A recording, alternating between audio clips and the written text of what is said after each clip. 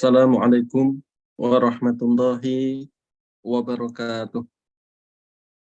Waalaikumsalam warahmatullahi wabarakatuh. Innal hamdalillah nahmaduhu wa nasta'inuhu wa nastaghfiruh wa na'udzu billahi min syururi anfusina wa min sayyiati a'malina. Man yahdihillahu fala mudhillalah wa man yudlil fala hadiyalah. Asyhadu an la ilaha illallah wahdahu la syarikalah wa asyhadu anna Muhammadan 'abduhu wa rasuluh. Sallallahu alaihi wa ala alihi wa ashabihi wa man tabi'ahum bi ihsanin ila yaumiddin. Ma'asyiral muslimin, ikhwah dan akhwat sekalian, rahimani wa rahimakumullah. Alhamdulillah, segala puji bagi Allah Subhanahu wa taala yang pada kesempatan kali ini kembali Allah memperkenankan kita untuk melanjutkan kegiatan kuliah kita di dalam mempelajari salah satu cabang ilmu yaitu usul tafsir yang kita pelajari dari kitab Muqaddimah fi Ushul Tafsir karya Syekhul Islam Ibnu Taimiyah rahimahullahu taala. Semoga Allah mudahkan kita memahami apa yang kita pelajari dan menjadikannya sebagai sesuatu yang bernilai tinggi di sisi Allah Subhanahu wa taala nanti di akhirat kelak. Amin ya rabbal alamin. Salawat dan salam sanjungan pujian dan keselamatan semoga senantiasa Allah limpahkan kepada teladan kita Rasulullah Muhammad sallallahu alaihi wasallam. Semoga Allah limpahkan hal tersebut kepada beliau dan juga para istri, para keluarga, para sahabat dan siapapun yang senantiasa mengikuti beliau. Amin ya rabbal alamin. Baik ikhwah dan akhwat sekalian, rahimani wa rahimakumullah. Kita akan melanjutkan pembahasan kita tentang perbedaan tanawwu dari yang dinukil dari para salaf dalam masalah tafsir. Ya, pada kesempatan yang lalu kita sudah membahas bahwasanya perbedaan tanawwu dalam masalah tafsir yang dinukil dari salaf ada dua bentuk dan kita sudah membahas kedua-duanya. Yang pertama adalah masing-masing salaf yang menyampaikan pendapat tentang atau tafsir tentang suatu ayat, mereka mengungkapkan dengan redaksi yang berbeda, maknanya yang berbeda tapi objek atau sesuatu yang dituju adalah sama. Ini bentuk yang pertama yang oleh Syekhul Islam Ibnu Taimiyah rahimahullah taala digambarkan dengan kata-kata yang mutakafi'ah. Kata-kata yang mutakafi'ah yang redaksinya berbeda, maknanya juga berbeda tapi yang dibahas sama. Misalnya Al-Asma'ul Husna, nama-nama Allah yang Maha Indah, nama-namanya berbeda, artinya juga berbeda tapi yang dibahas sama, yaitu yang dimaksud sama, yaitu Allah Subhanahu wa ta'ala. Begitu pula dengan nama-nama Rasulullah sallallahu alaihi wasallam dan juga nama-nama Al-Qur'an. Yang pada kesempatan lalu kita ilustrasikan dengan seorang anak yang bertanya kepada bapak, ibu dan kakaknya. Bertanya tentang apa itu gajah misalnya. Maka si bapak, ibu dan kakak masing-masing mentafsirkan gajah dengan redaksi yang berbeda, artinya berbeda, tapi sebenarnya sama-sama sedang menggambarkan satu hewan yang sama, yaitu gajah. Si bapak ketika ditanya apa itu gajah, mengatakan gajah adalah hewan yang kakinya besar dan tinggi. Ibu mengatakan gajah adalah hewan yang telinganya lebar. Dan kakak mengatakan gajah adalah hewan yang hidungnya panjang. Walaupun redaksinya beda, maknanya juga beda, tapi semuanya benar, tidak bisa dikatakan sebagai yang benar satu, yang lainnya salah, tidak bisa. Karena semuanya benar, gajah memang kakinya besar dan tinggi, telinganya lebar, dan hidungnya panjang. Maka masing-masing sedang menjelaskan gajah dengan redaksi yang berbeda, makna yang berbeda, tapi sama tujuannya. Sedang menjelaskan satu hewan yang sama. Dan semuanya benar, saling melengkapi, dan kalau digabungkan oleh sang anak tadi yang bertanya kepada bapak, ibu, dan kakaknya, maka akan semakin lengkap apa yang dimaksud dengan gajah. Itu gambaran atau ilustrasi untuk bentuk pertama dari khilaf tanawu yang dinukil dari para salaf. Bentuk yang kedua, khilaf tanawu yang kedua tentang tafsir yang dinukil dari salaf adalah ada sebuah kata dalam Al-Quran, kemudian masing-masing salaf yang mentafsirkan menyebutkan sebagian kandungan dari kata yang dalam ayat tadi, dalam rangka menyebutkan contoh, bukan untuk membatasi. Ini bentuk yang kedua. Jadi masing-masing salaf ketika mentafsirkan suatu ayat Al-Quran, mereka menyebutkan sesuatu yang merupakan kandungan dari ayat tersebut, dalam rangka menyebutkan contoh, bukan membatasi. Dan masing-masing seperti itu, sehingga sebenarnya nggak bertentangan, karena masing-masing sedang menyebutkan contoh, agar si pendengar memahami contoh tersebut dan juga memahami bahwa hal-hal yang semisal maka termasuk dalam kandungan ayat tadi. Nah, kemarin kita bahas bersama, Syekhul Islam rahimahullah ta'ala mengilustrasikan dengan orang yang bertanya tentang apa itu khubzun. Al-khubzu itu apa?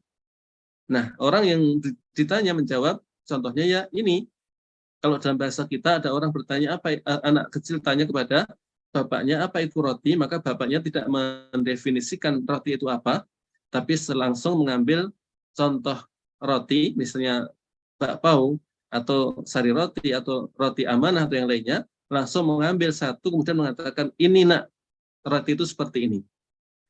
Nah, seperti itu.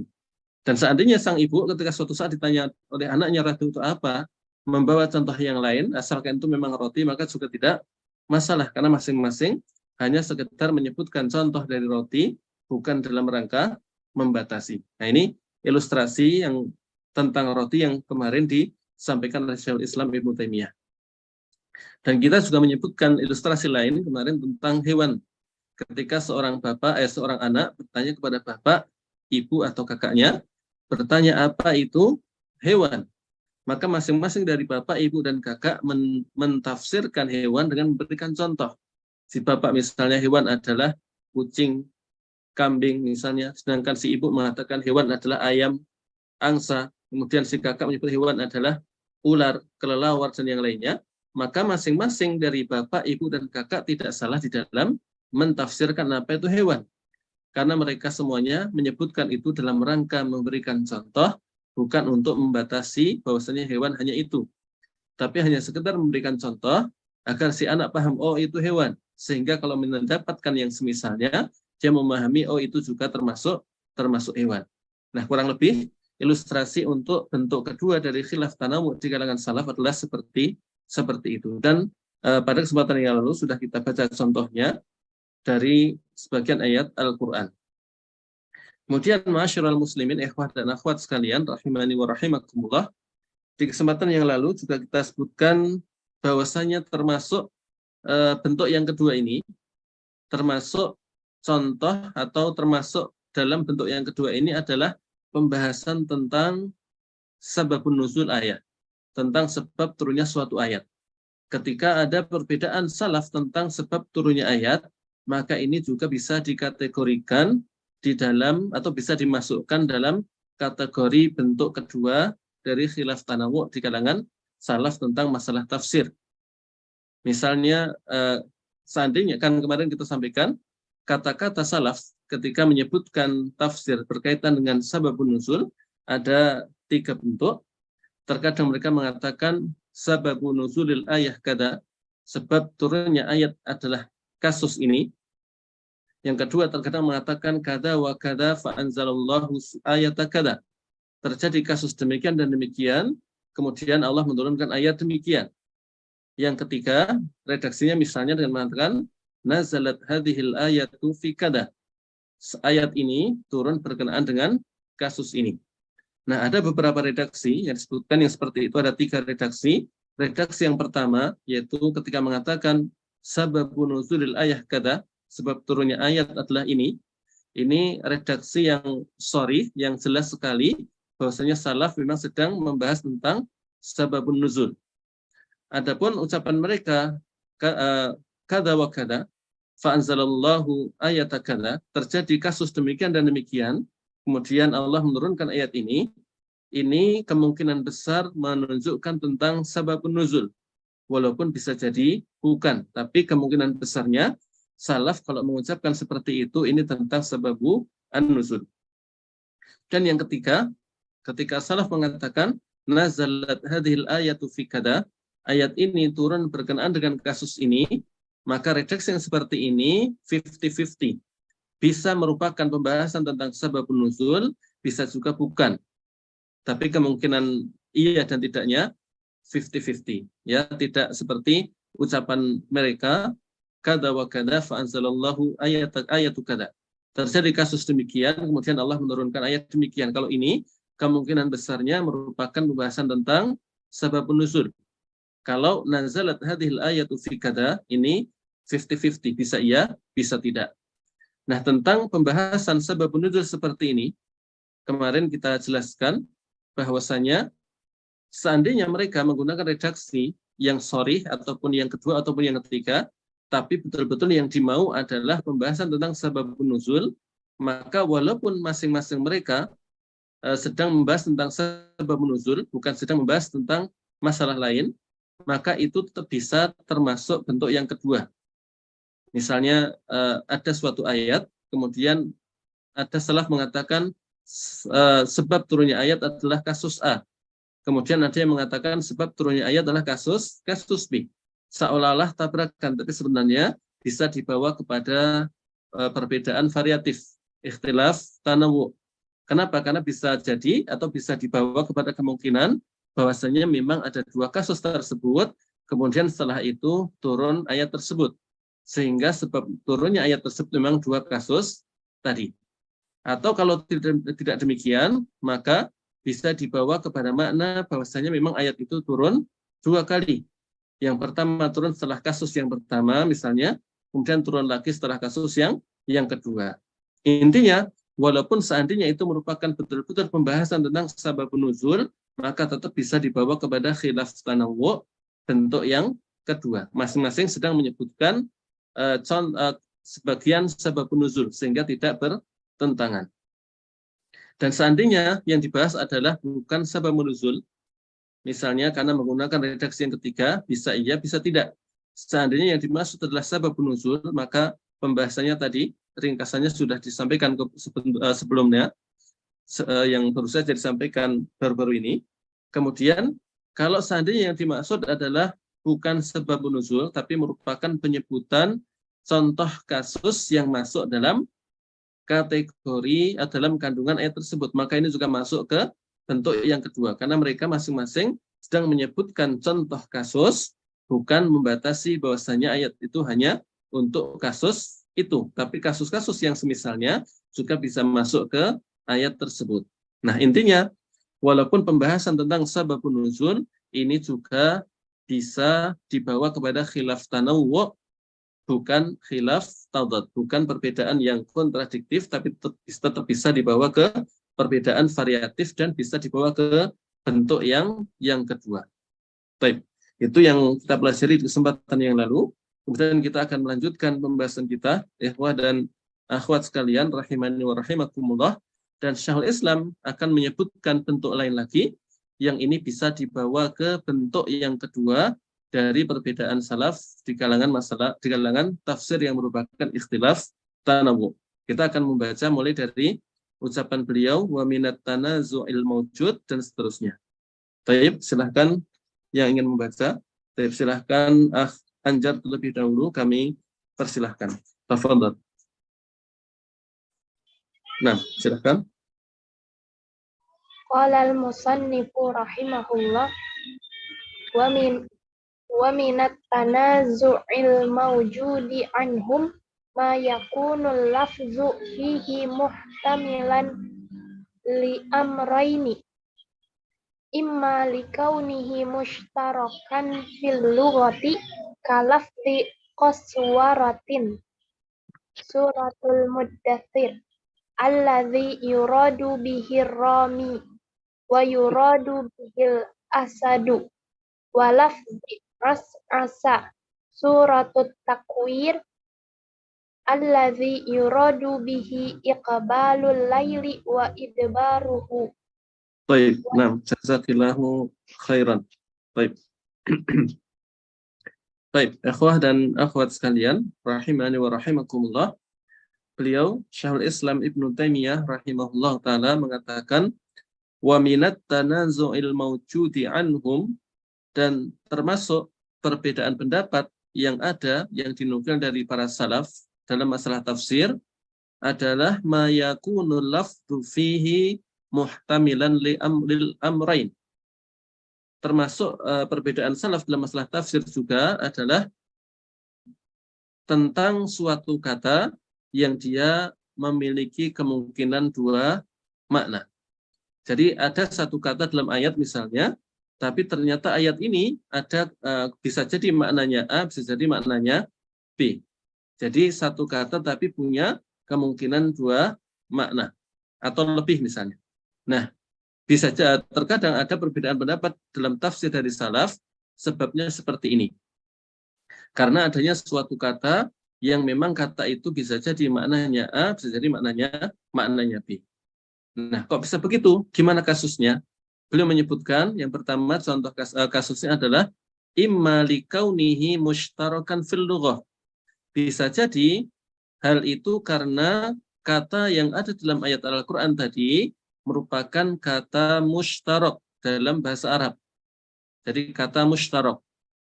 Kata mushtarak adalah sebuah kata yang redaksinya satu tapi maknanya lebih dari satu. Kalau dalam bahasa kita misalnya apa? Bisa. Bisa itu bisa artinya dapat atau mampu, bisa juga artinya racun. Jadi katanya satu yaitu bisa, tapi artinya bisa jadi dapat atau mampu, bisa jadi artinya racun, tergantung konteks kalimatnya. Itu namanya kata mushtarak. Nah, bisa jadi terdapat perbedaan pendapat dari salaf tentang tafsir kata dalam suatu ayat Al-Quran, sebabnya karena kata itu memang kata yang mushtarak, sebuah kata yang memiliki beberapa makna, sehingga bisa jadi maknanya A, bisa jadi maknanya B. Kalau dalam bahasa Arab, contohnya misalnya kata al-ainu. Kata al-ainu. Al-ain itu punya banyak makna. Satu kata tapi maknanya bisa macam-macam. Terkadang al-ain itu maksudnya adalah mata yang ada di kepala kita. Mata yang kita gunakan untuk melihat ini, itu namanya al-ain juga. Nah, terkadang al-ain itu maksudnya adalah mata air. Itu juga dalam bahasa Arab namanya bisa disebut ain. Terkadang ain juga digunakan untuk mata-mata. Itu dalam bahasa Arab juga terkadang disebut dengan ain. Nah, terkadang ain juga digunakan untuk itu, penyakit ain, dan seterusnya. Nah, intinya ini hanya sekedar contoh bahwasanya satu kata itu bisa jadi punya banyak makna. Dan ini dalam bahasa Arab disebut dengan kata mushtarak. Nah, bisa saja terkadang ada perbedaan pendapat di kalangan salaf tentang tafsir suatu kata dalam ayat Al-Quran, sebabnya karena memang kata tersebut merupakan kata mushtarak, sebuah kata yang memiliki lebih dari satu makna. Contohnya apa? Beliau menyebutkan contoh dalam Al-Quran yang merupakan kata mushtarak. Beliau mengatakan kalafdi qaswarah, seperti kata qaswarah dalam surat Al-Muttatsir. Dalam surat Al-Muttatsir Allah menyebutkan fama lahum 'anit tadhkirati mu'ridin. Kenapa mereka itu berpaling dari peringatan? Lalu Allah umpamakan keberpalingan mereka dengan mengatakan ka'annahum humurum mustanfirah. Mereka itu seperti keledai yang lari. Farrat min qaswarah, lari dari qaswarah. Nah, kata qaswarah ini yang sedang kita bahas. Allah menyebutkan bahwasanya mereka diumpamakan seperti larinya keledai dari qaswarah. Lalu muncullah perbedaan pendapat apa itu makna qaswarah. Sebabnya karena qaswarah itu bisa maknanya A, bisa maknanya B. Beliau mengatakan contohnya kalafzi qaswarah, seperti kata qaswarah alladzi yuradu bihi ar-rami. Kata qaswarah yang terkadang maknanya yang bisa dimaknai dengan ar-rami. Maksudnya adalah wallahu alam, pemburu. orang yang berburu hewan. Kan kadang ada orang di hutan atau di mana berburu hewan, entah berburu kijang, berburu keledai liar, atau berburu hewan lain, nah itu namanya ar-rami. Menggunakan panahnya dia berburu misalnya.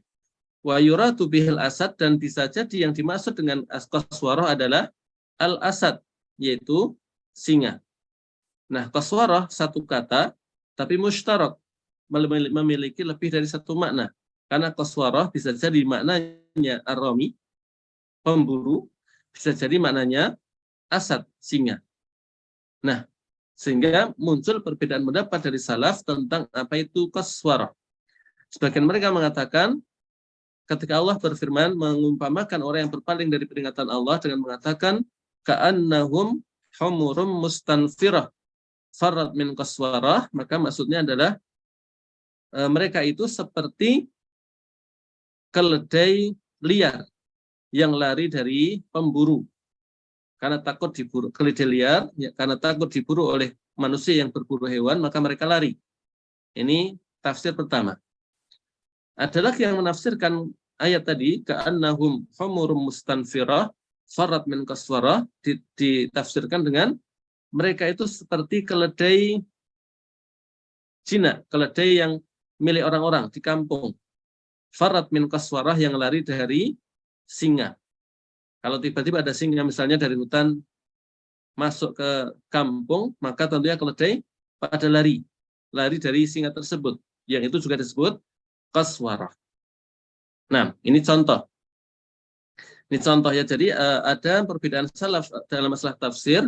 Ternyata sebabnya karena kata tersebut merupakan kata yang mushtarak, memiliki kemungkinan lebih dari satu makna. Bisa jadi maknanya ini, bisa jadi maknanya itu. Contohnya adalah kata qaswarah yang bisa jadi maknanya adalah pemburu, bisa jadi maknanya hewan. Nah, seandainya tidak ada satu indikasi yang menunjukkan bahwasanya pendapat pertama lebih benar daripada yang kedua, kalau ternyata dua-duanya bisa dicakup oleh ayat tadi, maka tidak perlu dipertentangkan. Bisa dianggap sebagai contoh perumpamaan tadi, karena dua-duanya bisa dicakup oleh ayat tadi, mau dimaknai sebagai seperti orang yang seperti keledai liar yang lari dari pemburu, ataupun dimaknai seperti keledai Cina yang lari dari singa, maka ya sama-sama boleh. Selama tidak ada indikasi yang lebih menguatkan salah satu pendapat, maka bisa dikatakan dua-duanya benar. Dua-duanya benar, bisa dicakup oleh ayat tadi. Nah, ini bisa dianggap sebagai bentuk kedua, contoh bentuk kedua dari perbedaan salaf, perbedaan tanawu yang dinukil dari mereka dalam masalah tafsir. Karena seolah-olah para salaf tadi sedang menyebutkan contoh dari kandungan perumpamaan tadi, ka'annahum humurum mustanfirah farrat min qaswarah.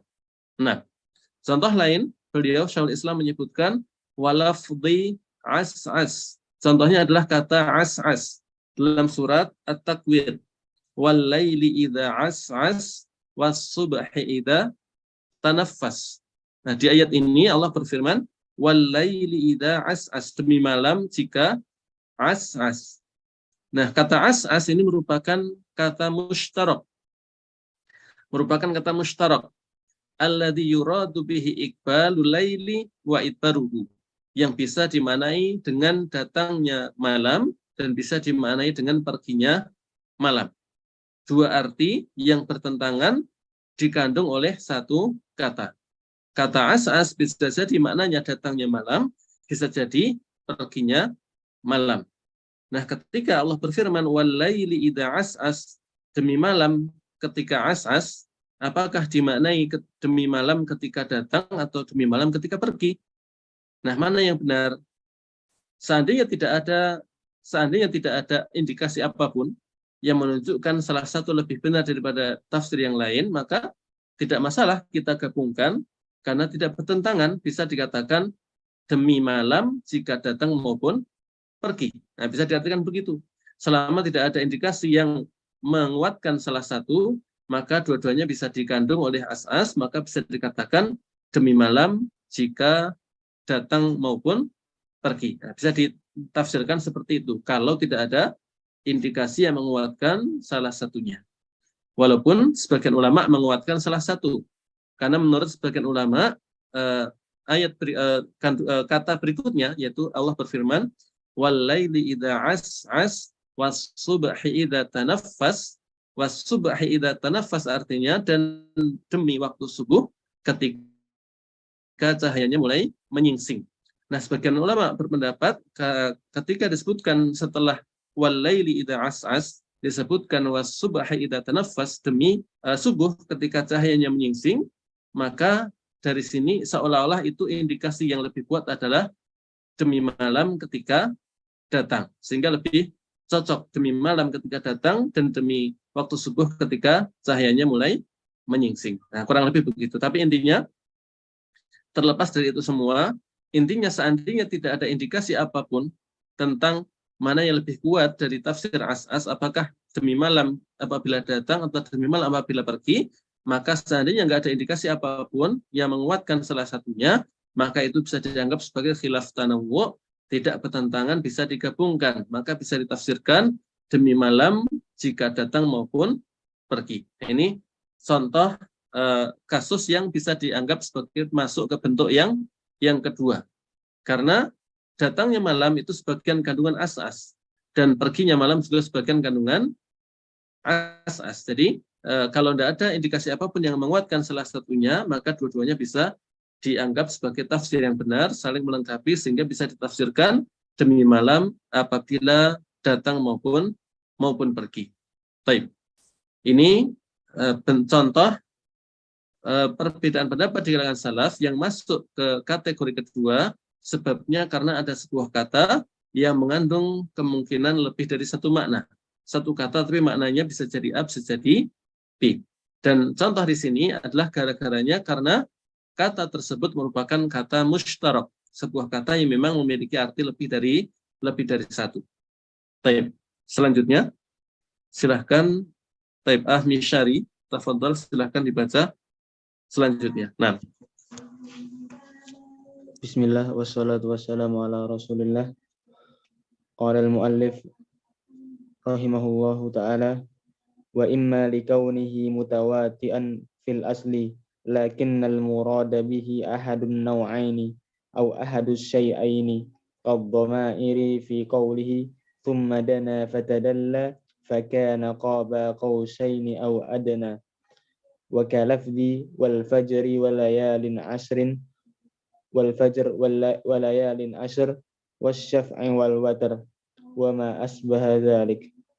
Baik, nah, yakfi. Jazakumullahu khairan. Baik, ikhwah dan akhwat sekalian, rahimani wa rahimakumullah.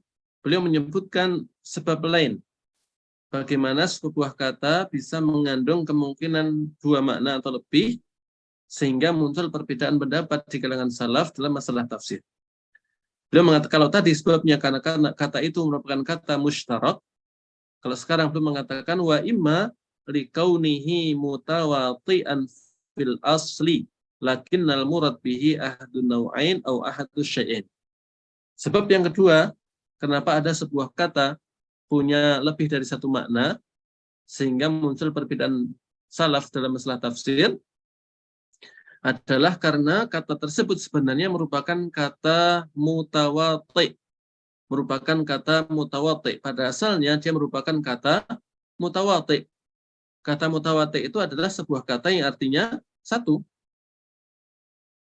Jadi misalnya langit. Ya langit artinya, kalau langit sebenarnya bisa macam-macam ya. Atau bumi, ya artinya bumi. Misalnya satu kata artinya satu. Dia artinya dia. Manusia artinya manusia. Itu namanya mutawati'. Pada asalnya kata itu mutawati', tapi ketika digunakan dalam kalimat bisa jadi maksudnya A, bisa jadi maksudnya B.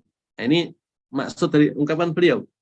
Jadi di sini sebab kedua kenapa ada sebuah kata memiliki kemungkinan dua makna atau lebih adalah karena pada asalnya kata itu artinya yaitu punya arti satu saja, tapi gara-gara konteks kalimat bisa jadi yang dimaksud A bisa jadi maksudnya B. Misalnya apa?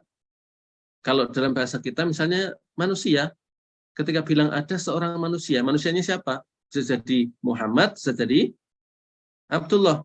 Nah, manusia itu ya sama, artinya manusia, sama-sama dipahami, tapi ketika disebutkan maksudnya siapa? Nah, ini kan bisa jadi A, bisa jadi B. Kalau di sini contoh yang beliau sebutkan kal-dhamair. Contohnya seperti kata ganti. Dia. Dia itu kan kata ganti ketiga. Dia itu artinya dia, katakan orang ketiga, orang yang dibicarakan, bukan saya, bukan kamu, tapi orang lain. Tapi siapa dia? Nah, ini bisa jadi Rasulullah, bisa jadi Allah, bisa jadi malaikat Jibril, dan seterusnya.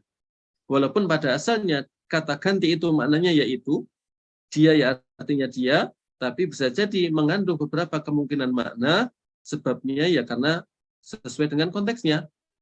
Nah, contohnya di sini disebutkan kal-dhamairi fi qoulihi ta'ala tsumma tana fatadalla fakana qaba qausaini au adna.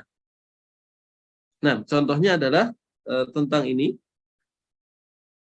kata ganti, yaitu dia, yang Allah sebutkan dalam firman Allah Ta'ala di surat An-Najm. Nah, surat An-Najm, yaitu tentang penyampaian wahyu kepada Rasulullah Muhammad Sallallahu Alaihi Wasallam. Nah, disebutkan bahwasanya Rasulullah diajari oleh Allamahu syadidul quwa, oleh yang kekuatannya sangat hebat. Dzu mirratin fastawa, yang penampilannya indah, wa huwa bil ufuqil a'la, kemudian dia di atas berada di ufuk. Nah, kemudian setelah itu disebutkan summa dana fatadalla. Kemudian dia yang mengajari Rasulullah SAW itu, yang menyampaikan wahyu tadi, adalah kemudian mendekat dan semakin dekat. Fakana qaba qausaini au adna, kemudian dia semakin dekat sehingga jaraknya sekitar 2 busur panah, au adna, atau bahkan lebih dekat daripada itu. Tapi siapa?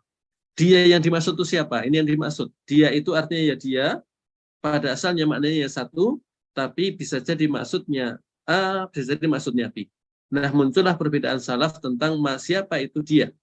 Apakah dia itu adalah malaikat Jibril yang semakin mendekat dan mendekat, sehingga sedekat kurang lebih sekitar 2 busur anak panah, bahkan lebih dekat lagi. Siapa dia? Apakah dia itu malaikat Jibril, ataukah dia itu Allah Subhanahu wa Ta'ala? Nah, muncul perbedaan pendapat masalah ini, karena kata dia, walaupun asalnya maknanya ya dia, tapi bisa jadi maksudnya malaikat Jibril, bisa jadi maksudnya Allah Subhanahu wa Ta'ala. Nah, kemudian tsumma dana fatadalla fakana qaba qausaini aw adna fa'auha ila 'abdihi ma auha. Maka kemudian Allah mewahyukan kepada hambanya apa yang diwahyukannya. Kalau yang ini fa'auha ila 'abdihi ma auha, ini jelas yang dimaksud dia adalah Allah Subhanahu wa Ta'ala, karena disebutkan fa'auha ila 'abdihi, hambanya. Nggak mungkin diartikan maka kemudian malaikat Jibril mewahyukan kepada Rasulullah, yaitu hambanya Jibril. Nggak mungkin. Karena Rasulullah adalah hamba Allah, bukan hamba malaikat Jibril. Maka ketika dikatakan fa'auha ila 'abdihi ma auha, maksudnya adalah maka Allah menyampaikan wahyu kepada hambanya, yaitu Rasulullah Sallallahu Alaihi Wasallam. Tapi ayat-ayat sebelumnya yang disebutkan fakana qaba qausaini au adna, yang mendekat seperti itu siapa? Nah, muncul perbedaan salaf dalam masalah tafsir ayat-ayat ini. Dan wallahu alam, insyaallah yang lebih tepat adalah yang dimaksud adalah malaikat Jibril yang mendekat dan mendekat semakin dekat, sehingga sejarak kurang lebih 2 busur anak panah atau lebih dekat. Insyaallah yang lebih tepat adalah malaikat Jibril. Nah, kemudian ketika itu Allah mewahyukan kepada Muhammad SAW hambanya melalui perantara malaikat Jibril. Nah, kurang lebih seperti itu. Tapi intinya yang kita bahas sekarang adalah kata dia yang ada dalam firman Allah Ta'ala, summa dana fatadalla fakana qaba qausaini au adna. Siapa dia? Katanya satu, pada asalnya maknanya satu, tapi bisa memunculkan perbedaan pendapat karena kata dia itu bisa jadi adalah Rasulullah, bisa jadi Allah, bisa jadi malaikat Jibril.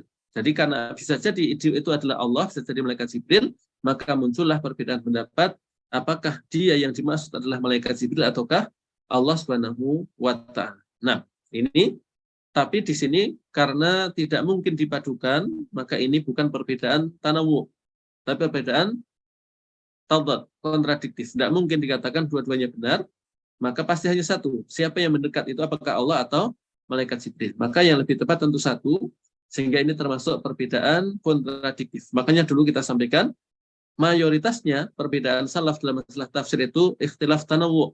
Tapi ya bisa jadi terkadang ada perbedaan kontradiktif. Tapi mayoritasnya merupakan perbedaan tanawu. Dan ini adalah contoh perbedaan kontradiktif. Nah, kemudian contoh lain beliau mengatakan wa kalafdi wal fajri walayalin ashr wasyaf'i wal watr. Di ayat ini Allah berfirman demi waktu fajar, walayalin ashr dan demi malam yang 10, wasyaf'i wal watr dan demi yang genap dan yang ganjil. Nah, apa ini? Ketika dikatakan walayalin ashr, layalin ashr 10 malam itu kan artinya 10 malam ya 10 malam. Ini seperti jadi contoh kata mutawati. 10 malam ya artinya 10 malam. Genap dan ganjil juga artinya genap dan ganjil. Tapi apa yang dimaksud? Nah, ini bisa jadi itu. Ini contoh lain. Pada asalnya maknanya sama, tapi dalam kenyataannya bisa jadi yang dimaksud A atau B, sehingga memunculkan perbedaan pendapat di kalangan salaf tentang hal tersebut. Nah, terkait walayalin asyar, demi malam yang 10. Nah, apakah yang dimaksud adalah 10 malam terakhir dari bulan Ramadan, ataukah 10 malam pertama dari bulan Dzulhijjah? Begitu pula wasyafa' wal watar. Apakah yang dimaksud syafa' dan watar adalah bilangan genap dan ganjil? Karena ada bilangan genap, ada bilangan ganjil. Ada 1 itu ganjil, 2 itu genap. Ataukah yang dimaksud adalah yang lainnya? Wasyafa' genap itu adalah makhluk, karena makhluk yang Allah ciptakan zaujain, berpasang-pasangan. Sedangkan wal watar adalah Allah, karena Allah itu witr, Allah itu ganjil. Nah, intinya terjadi perbedaan pendapat dalam masalah tersebut karena seperti itu. Pada asalnya maknanya sama, tapi dalam penggunaan bisa jadi ini, bisa jadi itu. Nah, seandainya tidak ada indikasi apapun yang menguatkan salah satunya, ya bisa dikatakan semua tafsir tadi benar, bisa dibawa kepada semuanya. Kalau tidak ada indikasi yang menguatkan salah satunya, sehingga bisa dibawa kepada perbedaan tanawu, bukan tadad. Wallahu a'lam. Ini contoh atau bentuk lain dari perbedaan pendapat yang bisa dimasukkan ke bentuk yang kedua dari ikhtilaf tanawu dari kalangan salaf. Tapi untuk yang summa tanafatatala dan seterusnya, ini contoh perbedaan yang kontradiktif, karena nggak mungkin dua-duanya benar, pasti hanya satu, yaitu Allah Subhanahu wa Ta'ala atau malaikat Jibril. Dan insya Allah yang lebih tepat menurut sebagian ulama maksudnya adalah malaikat Jibril. Nah, baik. Ikhwah dan akhwat sekalian, rahimani wa rahimakumullah. Silahkan dibaca, kita lanjutkan mulai dari perkataan beliau famithlu hadza dan seterusnya. Baik, kami persilahkan ke Ukhti Zakiyah. Nah, tafadhali. Na'am Ustaz. famithlu hadza qad yuradu bihi kullul ma'ani allati qalaha as-salaf wa qad la yajuzu dhalik. فالأول إما لكون الآية نزلت مرتين فأريد بها هذا تارة وهذا تارة، وإما لكون اللفظ المشترك يجوز أن يراد به معنياه، إذ قد جوز ذلك أكثر فقهاء المالكية والشافعية والحنبلية وكثير من أهل الكلام، وإما لكون اللفظ متواطئا فيكون عامة إذا لم يكن لتخصيصه موجب، فهذا النوع إذا صح فيه القولان كان من الصنف الثاني. Baik, nah, yakfi, jazakumullahu khairan. Baik, ikhwah dan akhwat sekalian, rahimani wa rahimakumullah. Kemudian beliau Syaikhul Islam Ibnu Taimiyah mengatakan, famithlu hadza, maka yang seperti ini itu baik tentang pembahasan sebabun nuzul yang kemarin kita bahas, ataupun tentang perbedaan salaf tentang tafsir gara-gara ada sebuah kata yang mengandung beberapa kemungkinan makna, baik karena mustarak atau karena mutawati pada asalnya, tapi maknanya bisa jadi itu atau itu. Yang seperti itu kata beliau, qad yuradu bihi kullul ma'ani allati qalahas salaf. Yang seperti itu bisa jadi yang dimaksud memang semua ungkapan yang disampaikan salaf tadi. Bisa jadi memang ketika ada perbedaan pendapat tadi, semuanya benar. Sehingga itu termasuk perbedaan variatif. Waqad la yajuzu dzalik, tapi bisa jadi nggak mungkin seperti itu. Kalau memang ada tabrakan, nggak mungkin dipadukan, maka ya berarti kontradiktif. Seperti tadi, tentang as-as, kalau tidak ada indikasi, maka itu bisa dianggap sebagai perbedaan variatif. Begitu pula wasyafi' wal watr walayalin asyar. Seandainya tidak ada apapun yang menguatkan salah satunya, maka bisa dianggap kesemuanya benar, variatif bisa dikandung oleh ayat tadi. Tapi bisa jadi nggak seperti itu, karena tabrakan. Contohnya apa tadi? Summatana fatadala dan seterusnya. Maka tidak mungkin dikatakan yang mendekat pada Rasulullah Allah sekaligus malaikat Jibril. Ini tidak mungkin. Maka hanya salah satunya. Maka seperti itu berarti kontradiktif. Jadi bisa jadi kontradiktif, bisa jadi variatif. Tergantung bisa dipadukan atau tidak. Selama itu bisa dipadukan dan nggak ada tidak ada indikasi apapun yang menguatkan salah satunya, maka bisa dianggap sebagai perbedaan variatif. Tapi kalau ada tanda yang menunjukkan bahwasanya itu nggak mungkin dipadukan, maka bisa dikatakan sebagai perbedaan kontradiktif. Fal awwalu, maka yang pertama, imma likaunil ayah nazalat marratain. Ini yang kemarin kita bahas, yaitu tentang perbedaan salaf dalam masalah sebab turunnya ayat. Maka ya kalau bisa dikatakan ketika ada perbedaan di antara mereka, kalau memang pembahasannya tentang sebab turunnya ayat, sebagaimana tadi kita singgung di awal pertemuan, imma likaunil ayah nazalat marratain, maka ya memang bisa jadi karena ayat tersebut turun 2 kali. Fa'uri tabiha taratan wa hadha taratan, maka ya salaf pertama mengatakan sebab turunnya ayat A, ya tidak masalah, berarti memang bisa jadi turunnya karena itu. Dan ketika ada salaf lain mengatakan sebab turunnya B, ya bisa jadi memang itu juga sebab turunnya ayat, sehingga ada 2 sebab turun.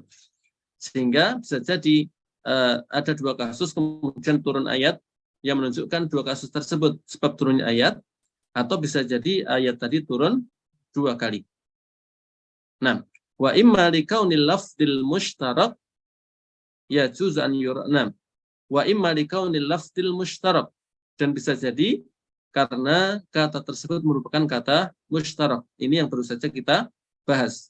Yajuzu an yuradu bihi maknayahu, yang mana bisa jadi boleh saja untuk dikehendaki darinya 2 makna sekaligus.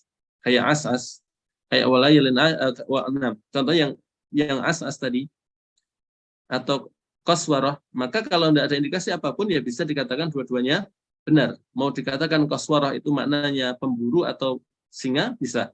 As-as bisa dikatakan datangnya malam atau perginya malam juga bisa. Kalau tidak ada indikasi apapun yang menguatkan salah satunya, maka itu bisa dipadukan, dianggap sebagai perbedaan variatif.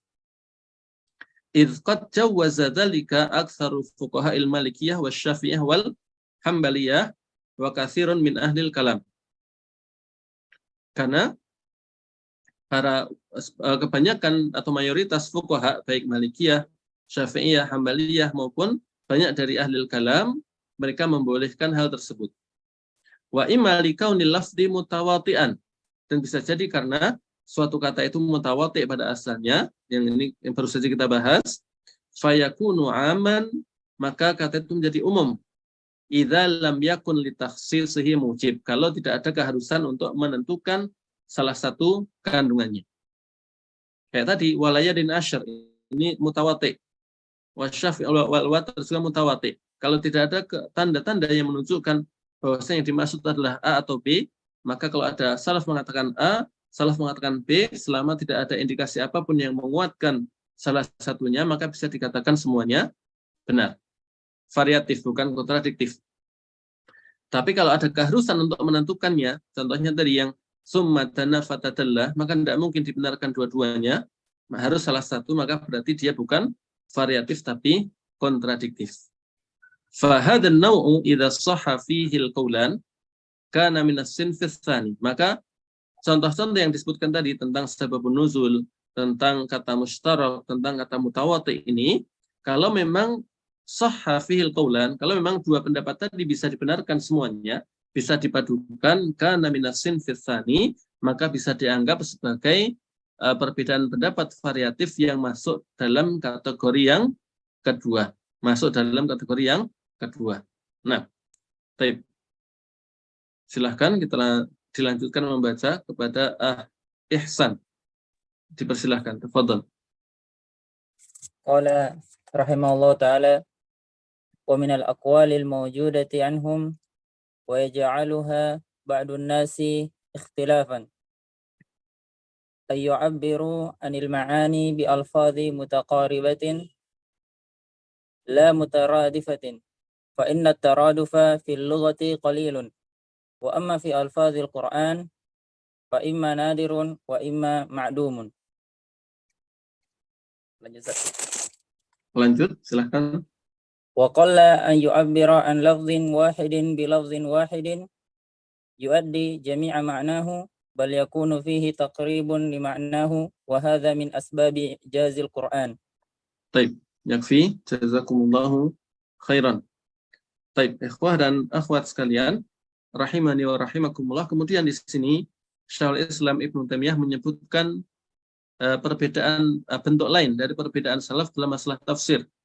Yang ini juga wallahu alam bisa dimasukkan ke bentuk yang kedua dari perbedaan tanawu di kalangan salaf.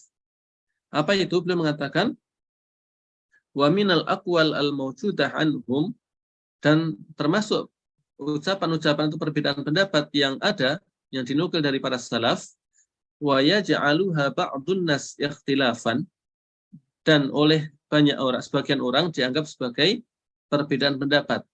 Jadi bisa jadi sebagian orang menganggap itu kontradiktif, padahal variatif. Ini maksud beliau. Jadi ada perbedaan pendapat yang akan beliau sebutkan sebentar lagi, yang oleh sebagian orang dianggap kontradiktif, padahal variatif. Apa itu bentuknya? Beliau mengatakan an yu'abbiru anil ma'ani bi alfadhin mutaqaribatin la mutaradifatin.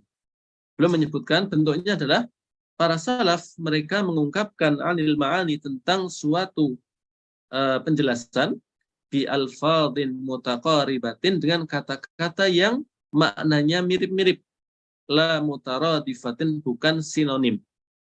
Jadi ada ungkapan-ungkapan yang berbeda dari kalangan salaf ketika mentafsirkan suatu ayat yang sama. Redaksinya berbeda, tapi maknanya berdekatan, bukan sinonim. Kalau sinonim itu, kalau mutaradifah itu sama persis. Redaksinya beda, tapi maknanya sama persis. Ini mutaradifah. Kalau mutaqaribah itu redaksinya beda, tapi maknanya mirip. Tetap ada perbedaan maknanya, tapi ada kemiripan makna. Ini namanya alfaz mutaqaribah. Nah, di antara bentuk perbedaan pendapat di kalangan salaf yang merupakan khilaf tanawwu, dan ini bisa dimasukkan ke bentuk yang kedua, adalah para salaf ketika beda pendapat dalam masalah tafsir, mereka mengungkapkan penjelasan mereka dengan kata-kata yang mutaqaribah. Redaksinya beda, tapi maknanya mirip. La mutaradifah, dan bukan menggunakan kata-kata yang sama plak maknanya. Redaksi beda, tapi maknanya sama persis. Dan ini, kata beliau tadi, dianggap oleh sebagian orang disangka perbedaan kontradiktif, padahal sebenarnya variatif. Nah, beliau menyebutkan fa inna taradufa fil lughati qalil. Karena sesungguhnya taraduf maksudnya adanya kata-kata yang beda redaksi dan maknanya sama persis itu dalam bahasa Arab sedikit.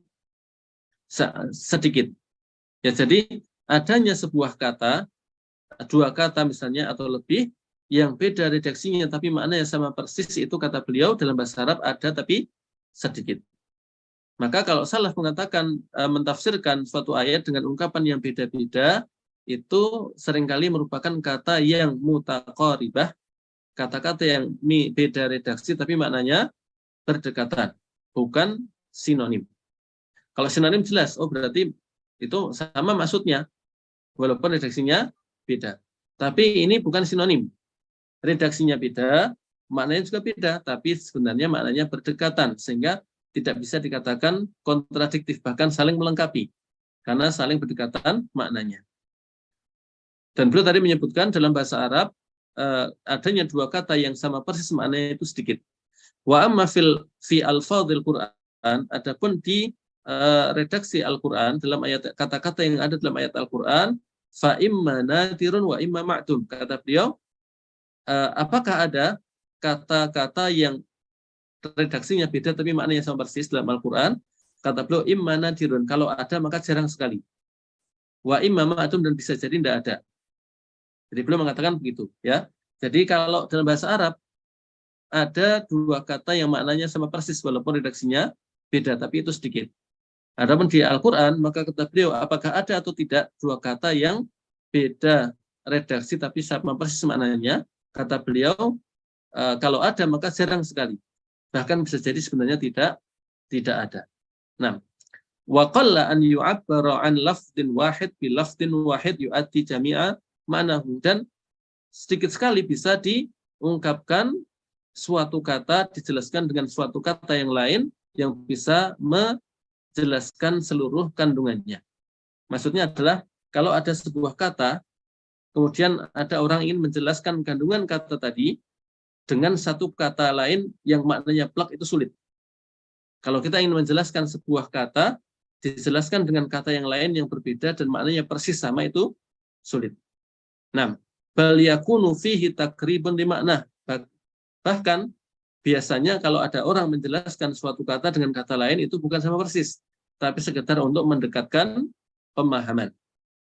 Wa hadza min asbabi ijazil Quran, dan ini adalah termasuk sebab kemukjizatan Al-Quran. Saking istimewanya Al-Quran, saking bagusnya Al-Quran, maka suatu kata dalam Al-Quran itu kalau mau dijelaskan oleh orang lain tentang tafsir misalnya, maka tidak bisa dijelaskan dengan satu kata yang lain.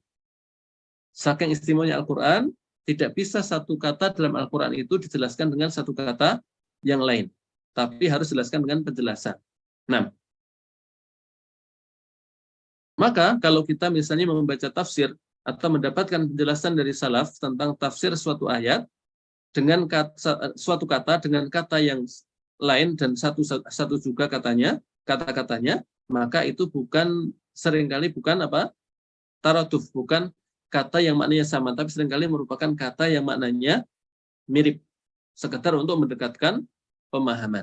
Maka kalau ada salaf mentafsirkan satu kata yang sama, tapi kok beberapa salaf tadi menjelaskan dengan redaksi yang berbeda, padahal sama-sama satu kata, kok bisa menggunakan kata yang berbeda, maka itu kemungkinan besar bukan perbedaan kontradiktif, insya Allah perbedaan variatif, tapi masing-masing menggunakan kata yang maknanya mendekati kata yang sedang dijelaskan. Nah, jadi maksudnya adalah seperti itu. Nah, kalau seperti ini, maka itu juga bisa dianggap sebagai perbedaan variatif, karena masing-masing walaupun dengan kata-kata yang berbeda ketika mentafsirkan ayat tadi, maka masing-masing menggunakan kata-kata yang itu walaupun sama-sama satu kata, beda redaksi, tapi sebenarnya maknanya saling berdekatan dengan kata yang sedang ditafsirkan. Bahkan kalau digabungkan, tentunya akan semakin memahamkan orang tentang maksud ayat tersebut. Nah, kemudian beliau menyebutkan contoh, ya, bagaimana sebuah kata itu seringkali ditafsirkan dengan kata lain, sekedar untuk mendekatkan pemahaman. Karena sulit untuk menjelaskan satu kata dengan kata lain plak 100% sama persis. Baik, silahkan dibaca Alvin. Nah, tafadhol. Syukran. Qala al-musannifu rahimahullah, fa idza qala al-qail yawma tamuru as-samaa'u mawra, innal mawra huwa al-harakah kana taqriban, idzil mawru harakatun khafifatun sari'ah. Baik, nah, yakfi. Jazakumullahu khairan. Baik, di sini ikhwah dan akhwat sekalian rahimani wa rahimakumullah, Syekhul Islam menyebutkan contoh bagaimana ada sebuah kata dalam Al-Qur'an lalu dijelaskan dengan suatu kata yang lain, tapi itu bukan kata yang sama persis maknanya, tapi sekedar mendekatkan pemahaman. Contohnya apa? Beliau mengatakan faida qalal qailu, seandainya ada seseorang yang mentafsirkan ayat ini, yaitu firman Allah Ta'ala, yauma tamurus sama'u maura, pada hari ketika langit itu tamur, benar-benar tamur. Apa itu tamur? Maka seandainya ada orang mengatakan innal maura huwal harakah, yang dimaksud dengan maur adalah harakah, gerakan.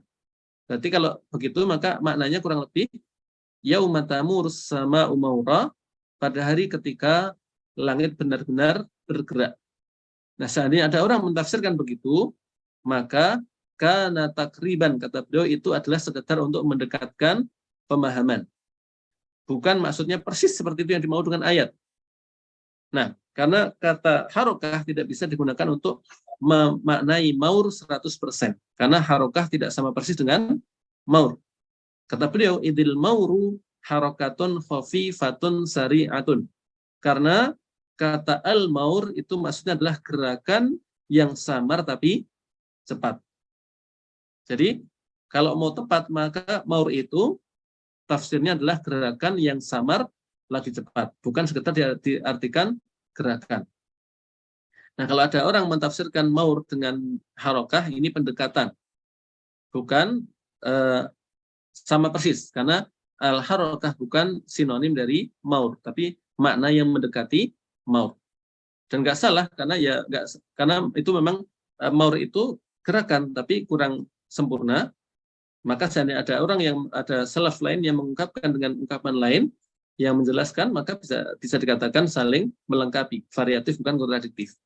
Disebutkan di sini al-maur maknanya adalah harokah khafifah sari'ah, gerakan yang samar lagi cepat. Sehingga kalau mau ditafsirkan lebih lengkap, yauma tamurus sama'u maura, pada hari di mana langit bergerak dengan samar lagi cepat.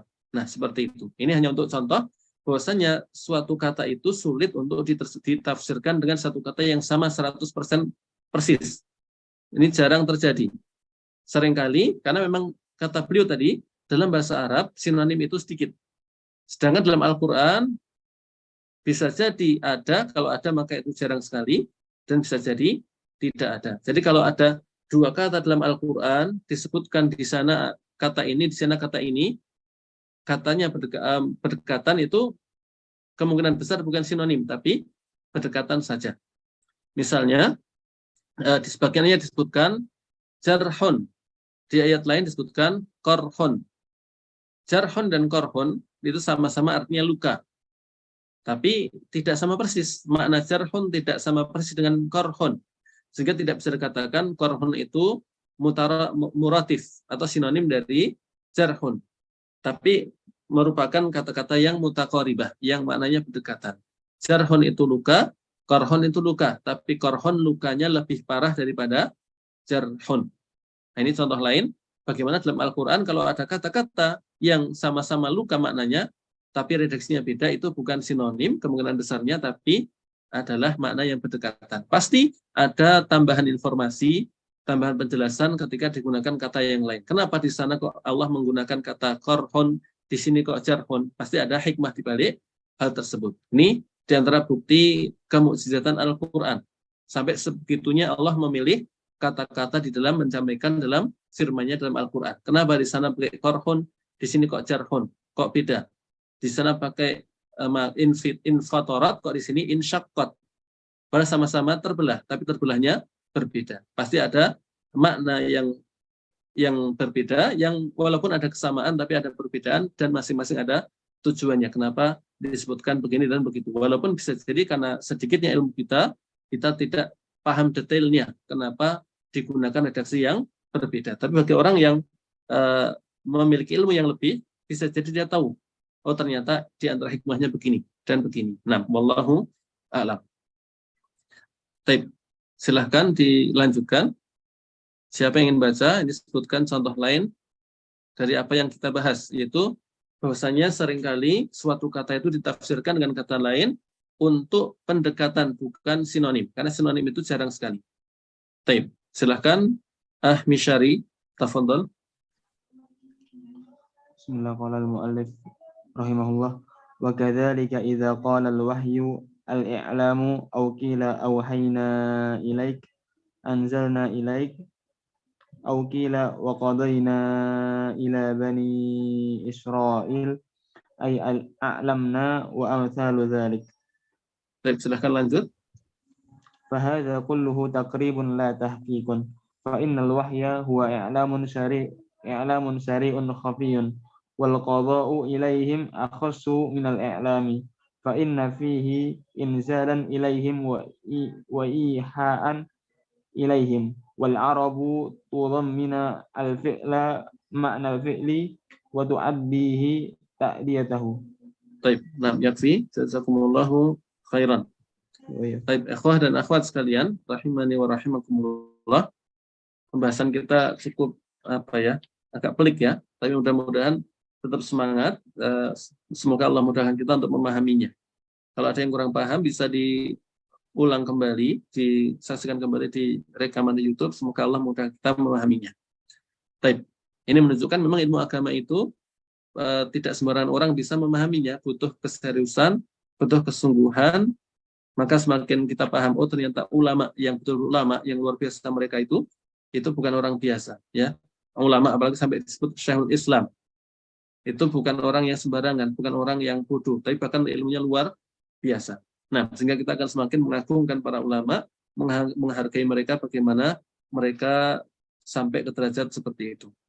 Dan di sini Syekhul Islam menyebutkan contoh lain bagaimana seringkali suatu ayat kata dalam ayat Al-Quran itu ditafsirkan dengan kata lain, tapi bukan sinonim, tapi sekedar pendekatan. Karena memang tidak sulit sekali untuk mentafsirkan satu kata dengan kata yang lain, yang 100% sama, karena sinonim itu jarang. Contohnya beliau mengatakan, wa kadzalika idza qala al-wahyu al-i'lam. Nah, kalau ada orang mentafsirkan wahyu adalah i'lam, maka ini adalah pendekatan makna, bukan sinonim. Au qila auhayna ilaika anzalna ilaik, atau ketika dia mentafsirkan, seseorang mentafsirkan firman Allah Ta'ala, auhayna ilaik, kami wahyukan kepadamu, ditafsirkan dengan anzalna ilaik, kami turunkan kepadamu. Ini juga pendekatan makna. Atau qila, atau misalnya sedang mentafsirkan wa qadayna ila bani Israil, qadayna, dia mentafsirkan qadaina maksudnya ada a'lamna, kami memberitahukan. Ini juga pendekatan. Wa amsalu dzalika, dan yang semisalnya. Kata beliau, fahadha kulluhu takribun la tahqiq. Maka ini semuanya contoh-contoh tadi ketika wahyu ditafsirkan dengan i'lam, pemberitahuan, auhayna, ini juga atau ditafsirkan dengan kata lain yaitu anzalna. Berarti sama-sama auhayna juga wahyu. Ada yang mengatakan i'lam, ada yang mengatakan inzal misalnya. Penurunan. Au qila tentang wa qadaina dikatakan a'lamna. Maka kata beliau fahadha kulluhu takribun la tahqiq. Maka semua contoh tadi ketika ada kata ditafsirkan dengan kata lain, ini merupakan takribun, pendekatan pemahaman, la tahqiqun, bukan dalam rangka memaknai 100%. Maksudnya wahyu itu persis 100% dengan i'lam, bukan. Atau inzal, anzala persis dengan auhayna, atau a'lamna persis dengan qadaina. Tidak dalam rangka seperti itu, tapi dalam rangka mendekatkan pemahaman. Karena i'lam tidak sama persis dengan wahyu, dan anzalna enggak sama persis dengan auhayna, dan a'lamna tidak sama persis dengan qadaina. Beliau menjelaskan, fa innal wahya huwa i'lamun sari'un khafi. Karena sesungguhnya wahyu itu maknanya adalah i'lamun sari'un khafi, pemberitahuan dengan cepat dan tersembunyi atau samar. Jadi tidak hanya i'lam, tapi i'lamun sari'un khafi. Jadi kalau ada orang mentafsirkan wahyu dengan i'lam, ini makna yang mendekati, bukan 100% sama. Wal qada, jadi kalau ada orang mentafsirkan wahyu dengan i'lam, ini pendekatan. Atau anzal itu juga pendekatan karena wahyun itu i'lamun sari'un khafi. Wal qada ilaihim akhassu minal i'lam. Ini yang contoh terakhir, wa qadaina ditafsirkan dengan a'lamna. Ini juga pendekatan makna. Karena qada itu lebih khusus daripada i'lam. Qada itu lebih khusus daripada i'lam. Fa inna fihi inzalan ilaihim wa iha'an ilaihim. Karena kata qadaina itu mengandung penurunan sesuatu kepada mereka dan pewahyuan sesuatu kepada mereka. Jadi kalau dikatakan a'lam, nah ini enggak 100% tapi hanya pendekatan pemahaman. Nah, ini yang beliau sampaikan. Jadi karena muratif atau sinonim itu jarang, maka sulit untuk mentafsirkan satu kata dengan kata yang lain. Satu kata tok 100% memberikan penjelasan ini sulit. Maka seandainya ada beberapa salaf mengungkapkan satu kata ditafsirkan dengan beberapa kata yang beda-beda, maka bisa jadi atau kemungkinan besar itu merupakan tafsir atau perbedaan variatif karena masing-masing menyampaikan dengan kata-kata yang mutaqaribah, yang maknanya mendekati tapi nggak sama persis, maka saling melengkapi. Nah, kemudian beliau mengatakan ini agak perlu dipahami lebih detail. Nah, semoga Allah mudahkan kita memahami. Beliau mengatakan wal arabu, orang-orang Arab, tudamminul fi'la ma'nal fi'li. Orang-orang Arab itu biasa memasukkan suatu fi'il kepada makna fi'il. Wa tu'attihi ta'tiyatahu, dan memasukkan transitifnya suatu fi'il kepada transitifnya. Nanti akan kita sebutkan contoh ya, agak rumit ini. Jadi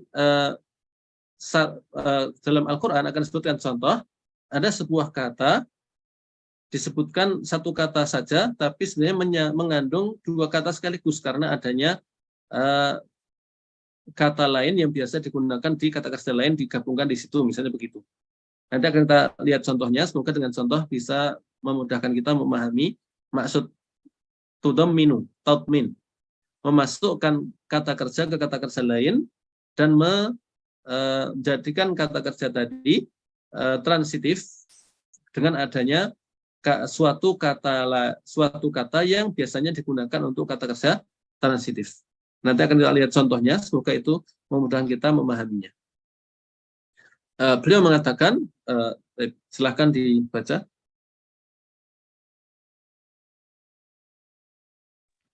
Nah, Anda baca sudah. Baik, silahkan. Tafadhal ya Alvin. Qala al-musannif rahimahullah wa min huna qalita man ja'ala ba'd al-hurufi taqumu maqama ba'd kama yaquluna fi qawlihi laqad zalamaka bi su'ali na'jatika ila ni'aji ay ma'a ni'aji man ansari ila Allah ay ma'allah wa nahwu dhalik. Lanjut. Wa tahqiqu ma qalahu nuhatul basrati min at-tatmin fa su'alun na'jati yatadammanu jam'aha wa dhammaha ila ni'aji. Baik, yakfi. Nah, jazakumullahu khairan. Syekhul Islam rahimahullah taala mengatakan wa min huna, dari sini, dari pembahasan yang baru saja disampaikan, ghalita man ja'ala ba'dal hurufi taqumu maqama ba'din. Maka salahlah orang yang menjadikan satu huruf itu sebagai pengganti huruf yang lain. Maksudnya pembahasan tadi tatmin. Disebutkan tadi orang Arab itu biasa memasukkan suatu fi'il ke fi'il yang lain dan menjadikan suatu kata kerja fi'il itu transitif, memiliki objek gara-gara adanya kata yang biasa digunakan di kata lain yang menjadikannya transitif. Nah, gara-gara dengan pembahasan ini akan diketahui salahnya orang yang menjadikan huruf itu menggantikan posisi huruf yang lain. Maksudnya apa? Kita lihat contohnya. Kama yaquluna fi qoulihi ta'ala laqad dhalamaka bisu'ali na'jatika ila ni'aji. Contohnya adalah firman Allah Ta'ala laqad dhalamaka bisu'ali na'jatika ila ni'aji. Ini tentang kisahnya wallahu alam Nabi Daud, ya, tentang kisah dua orang yang satunya punya satu kambing, yang satunya punya 99. Nah, yang punya 99 ini meminta satu yang dimiliki orang lain tadi. Nah, disebutkan di sini laqad dhalamaka bisu'ali na'jatika ila ni'aji. Maka dikatakan kepada orang yang diminta kambingnya yang satu tadi, bahwasanya saudaramu yang meminta kambingmu yang satu itu telah mendolimimu bisu'ali na'jatika ila ni'aji, karena sudah meminta kambingmu ila kambingnya. Nah, di sini yang dibahas yang kita bahas adalah ila. Ila ini maksudnya apa? Kok meminta kambing kepada kambing? Maksudnya apa? Jadi dikatakan sungguh saudaramu itu sudah mendolimimu karena meminta kambingmu kepada kambingnya. Maksudnya apa? Nah, sebagian orang mentafsirkan ila ay ma'a, ma'aniyaji. Berarti artinya sungguh saudaramu telah mendolimimu karena sudah meminta kambingmu bersama kambingnya. Ini sebagian orang mentafsirkan begitu. Sehingga kata ma'a menempati kata ila. Ini dimaksud. Itu mengatakan tadi salahlah orang yang menjadikan sebagian huruf menempati huruf yang lain. Di sini contohnya, sebagian orang menjadikan kata ma'a menempati kata ila. Ini maksudnya huruf. Ya, huruf di sini bukan huruf alif ba ta atau a b c d, tapi adalah huruf dalam pembahasan ilmu nahwu wallahu a'lam. Mungkin ikhwan dan akhwat sekalian sudah belajar ilmu nahwu, kan ada isim, fi'il dan huruf. Nah, huruf ini yang dimaksud. Ma'a kan huruf atau ila. Nah, ma'a di sini sebagian orang menempatkan suatu kata ini ma'a di ila. Nah, ini kata beliau tidak tepat. Nanti akan dijelaskan. Contoh lain, firman Allah Ta'ala, wa man ansari ilallah.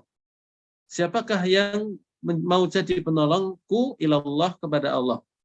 Ila ini apa? Maksud dikatakan penolongku kepada Allah. Maksudnya apa?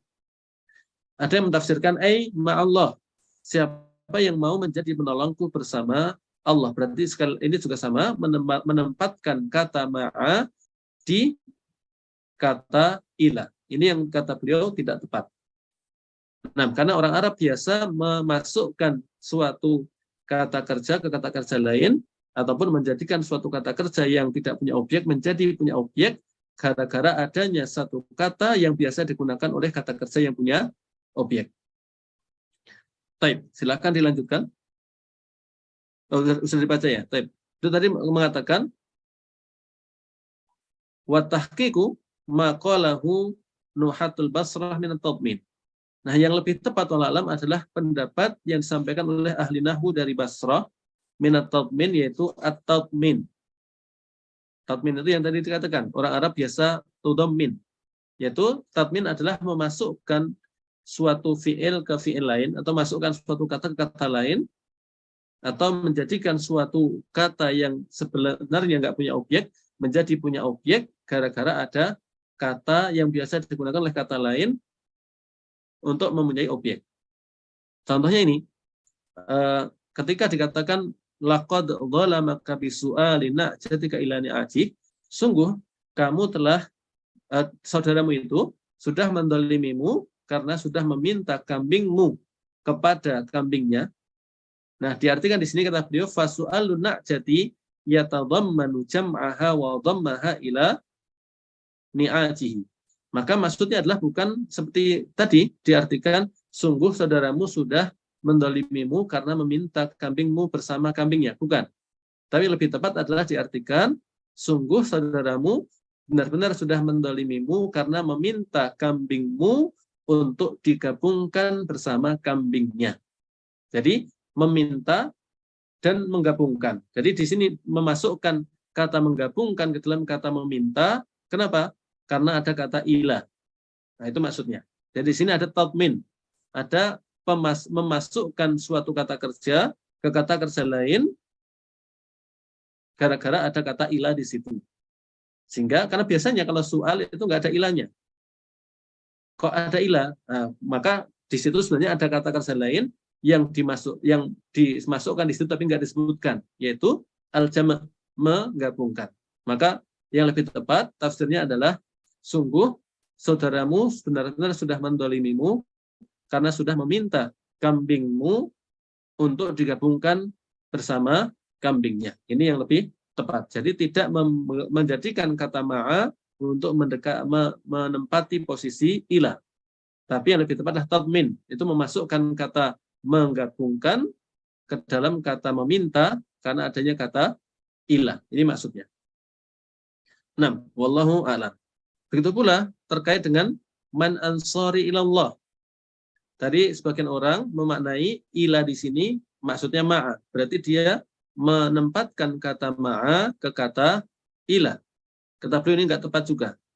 Yang lebih tepat adalah wallahu alam Syekh Muhammad bin Shalih Al-Utsaimin menjelaskan maksudnya adalah man ansari ilallah, siapa orang yang mau menjadi penolongku munibina ilallah, dalam kondisi dia senantiasa kembali tunduk kepada Allah Subhanahu wa taala. Karena ilah di sini kok tiba-tiba man ansari ada kata ilah, maksudnya apa? Maka memasukkan kata kerja ke kata ini. Karena biasanya ilah itu digunakan bersama munibin. Man ansari munibina ilallah. Sehingga lebih tepat tafsirnya bukan siapakah penolong yang orang-orang yang mau jadi penolongku bersama Allah, bukan. Tapi lebih tepat kata beliau, siapakah orang-orang yang mau jadi penolongku dalam kondisi senantiasa tunduk kepada Allah Subhanahu wa taala. Ini maksud tadmin, memasukkan kata kerja atau suatu kata ke kata yang lain karena adanya suatu kata yang bisa digunakan di kata yang lainnya. Wallahu a'lam. 6. Tapi mungkin atau tambah sedikit nggak apa-apa karena ini masih berkaitan. 6. Tapi silahkan dilanjutkan. Siapa yang ingin membaca? Ana Ustaz, coba Ustaz. Tafadhol. Silahkan. Bagus. 6. Tafadhol. Qala musannif rahimahullah ta'ala wa kadzalika qauluhu wa in kadu la yaftinunaka 'anil ladzi auhayna ilaika dummina ma'na yuzigunaka wa yasuddunaka wa kadzalika qauluhu wa nasarnahu minal qaumil ladzina kadzdzabu biayatina dummina ma'na najjaynahu wa khallasnahu.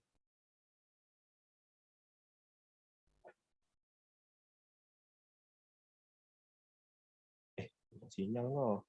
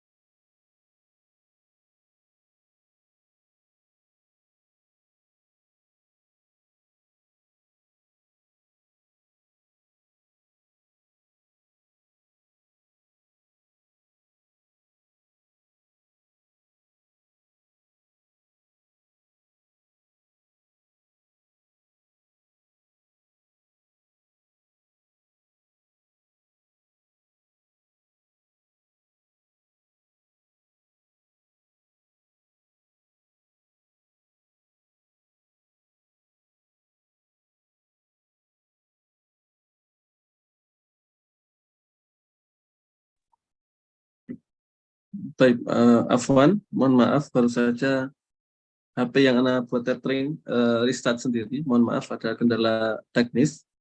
Baik, ikhwah dan akhwat sekalian, rahimani wa rahimakumullah. Tambah sedikit ya. tadi beliau menyebutkan contoh-contoh tentang tadmin, bagaimana orang Arab memasukkan suatu kata-kata yang lainnya karena adanya kata yang menunjukkan hal tersebut. Contoh lain yang beliau sebutkan di sini adalah tentang firman Allah Ta'ala. Mohon maaf karena belum bisa share screen, tidak Anda baca dari kitab sini saja. Yaitu Allah SWT, Syekhul Islam mengatakan, wa kadzalika qauluhu, begitu pula firman Allah Ta'ala, wa in kadu la yaftinunaka 'anil ladzi auhayna ilaik. Kata Allah Ta'ala, Allah berfirman, dan mereka hampir-hampir saja memberikan cobaan kepadamu 'anil ladzi auhayna ilaik, tentang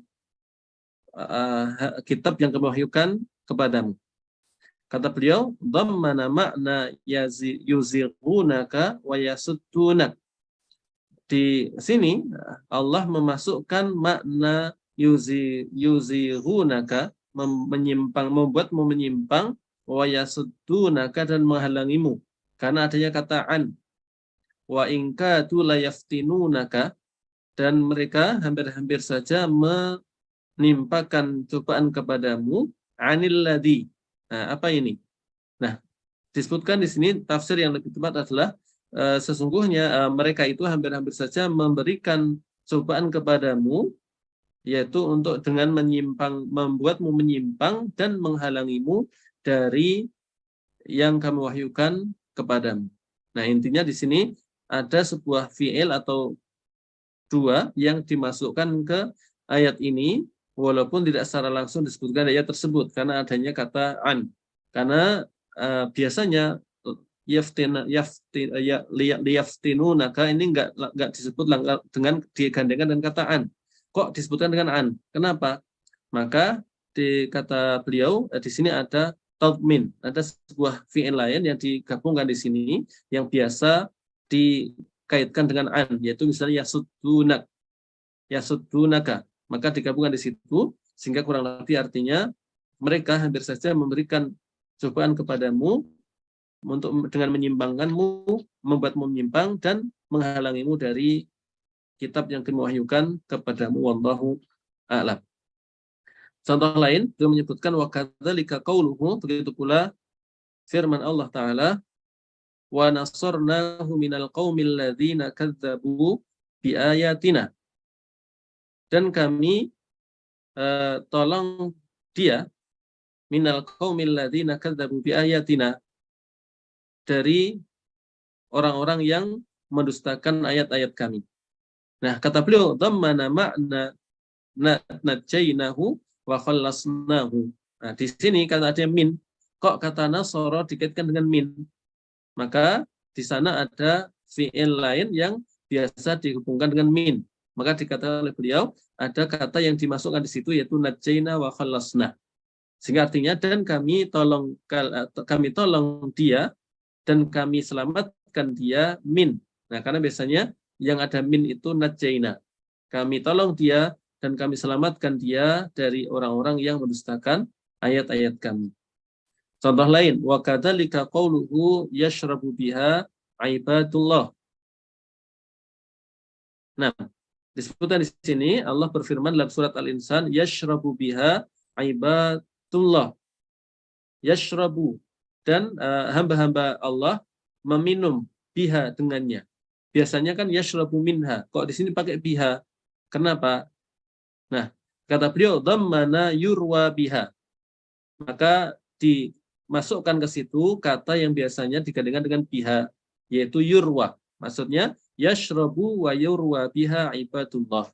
Jadi hamba-hamba Allah minum dan menjadi hilang hausnya, hilang dahaganya dengan sebab minum tersebut. Nah, sehingga seperti itu artinya. Ini contoh tadmin, wa nadhairuhu katsirah, dan yang semisal itu banyak. Intinya beliau telah tadi menyebutkan tentang bahwasanya seringkali salaf itu mentafsirkan suatu kata dalam Al-Quran bukan dengan sinonim, karena sinonim itu jarang. Tapi seringkali salaf itu mentafsirkan suatu kata dalam Al-Quran dengan kata mutaqaribah, dengan kata-kata yang maknanya mendekati. Sehingga kalau ada beberapa salaf mengungkapkan beda-beda, mentafsirkan dengan kata-kata yang beda, sama-sama satu kata misalnya, tentang satu kata dalam ayat Al-Quran, maka masing-masing menggunakan kata yang mendekati. Sehingga bisa dikatakan variatif, bukan kontradiktif, tapi saling melengkapi. Karena memang sinonim itu jarang sekali di dalam bahasa Arab, bahkan dalam Al-Quran kata beliau, kalau ada itu jarang sekali, kalau bahkan bisa jadi tidak ada. Nah, maka sulit sekali untuk mentafsirkan satu kata dalam Al-Quran dengan kata yang lain yang maknanya sama persis. Maka seringkali pentafsir akan mentafsirkan dengan satu kata yang merupakan memiliki makna yang mendekati kata tersebut. Dan tadi sudah disebutkan contoh-contohnya. Kemudian belum menambahkan tentang tatmin, memasukkan kata lain ke dalam kata yang ada dalam Al-Quran, karena adanya indikasi, yaitu adanya sebuah kata yang disambungkan ke kata tadi, padahal biasanya kata itu nggak berkaitan dengan kata tersebut. Berarti ada fi'il lain atau kata lain yang biasanya digandingkan dengan kata itu dimasukkan ke dalam kata yang disebutkan dalam Al-Quran tadi. Contohnya tadi, beberapa contoh disebutkan, misalnya tadi apa? Laqad dhalamaka bisu'ali na'jatika ila ni'aji. Kata soal itu biasanya nggak digandeng dengan ila. Berarti ada kata lain di situ yang digabungkan. Maka tafsirnya, sungguh saudaramu telah mendolimimu karena sudah meminta kambingmu untuk digabungkan dengan kambingnya. Atau meminta dan menggabungkan kambingnya dengan kambingmu. Misalnya begitu. Contoh lain, man ansori ilallah wa man ansori ilallah. Siapakah, kata Nabi Isa, yang akan menjadi penolong-penolongku ilallah? Biasanya nasoro tidak digabungkan dengan ilah. Kok di sini ada ilah? Berarti ada kata lain yang harusnya digabungkan. Nah, kata Syekh Muhammad bin Shalih Al-Utsaimin, di situ terkandung kata munibin. Ana bayunibu munibin. Siapakah yang akan menjadi penolongku yang dalam kondisi senantiasa tunduk kepada Allah Subhanahu wa taala. Ini contohnya. Contoh lain tadi, yaftinunaka, kok gabung dengan an, maka ada kata lain digabungkan di situ, yaitu yuzighunaka au yasuddunaka. Contoh lain, wa nasarnahu min. Nasara kok digabungkan dengan min, maka berarti ada kata lain di situ, yaitu najjaina. Yashrabu biha ibadullah. Kata yashrab biasanya yashrabu minha. Kok di sini menggunakan yashrabu biha. Kenapa? Maka berarti ada kata lain yang digabungkan di situ yang biasanya menggunakan biha. Sehingga disebutkan Syekhul Islam, maknanya adalah yashrabu wa yurwa biha ibadullah. Dia minum, hamba-hamba Allah itu minum dan juga hilang dahaganya gara-gara minum tersebut. Nah, baik, wallahu a'lam bishawab. Ini yang insya Allah bisa kita bahas pada kesempatan kali ini. Tadinya saya bermaksud menyelesaikan pembahasan pasal ini, tapi nampaknya tidak bisa. Insya Allah ta'ala kita lanjutkan pada pertemuan berikutnya. Jazakumullahu khairan. Kalau ada pertanyaan mungkin bisa disampaikan di grup saja, karena ini sudah sore. Jadi mohon maaf, kita cukupkan sekian. Jazakumullahu khairan. Wassallallahu ala nabiyyina Muhammad wa ala alihi wa sahbihi wasallam. Assalamualaikum warahmatullahi wabarakatuh. Waalaikumsalam warahmatullahi wabarakatuh. Jazakumullahu khairan. Barakallahu. Izin undur diri. Barakallahu fikum.